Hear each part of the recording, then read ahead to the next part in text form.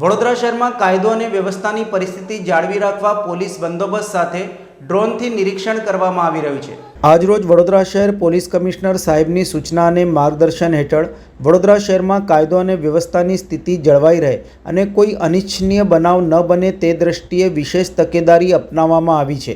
આવતીકાલે શ્રી પરશુરામ જયંતિનો પવિત્ર તહેવાર ઉજવાશે, જેના અવસરે શહેરમાં ભવ્ય શોભાયાત્રાનું આયોજન કરવામાં આવ્યું છે, જેને લઈને વડોદરા શહેર પોલીસ સંપૂર્ણ એલર્ટ સ્થિતિમાં છે।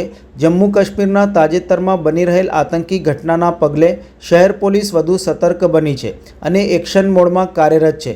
સંભવિત સુરક્ષા પડકારોને ધ્યાનમાં રાખી શહેરમાં વિવિધ વિસ્તારોમાં ડ્રોનની મદદથી ચકાસણી કરી તકેદારી દાખવવામાં આવી રહી છે।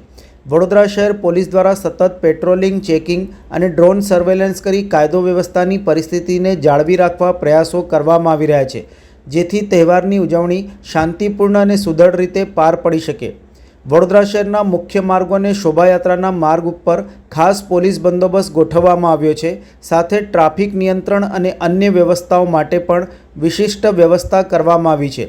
શ્રી પરશુરામ જયંતિની પવિત્રતાને અનુરૂપ સૌની સહભાગિતાથી શાંતિપૂર્ણ અને આનંદમય ઉજવણી થાય એ માટે વડોદરા શહેર પોલીસ તમામ જરૂરી પગલાં લઈ રહી છે।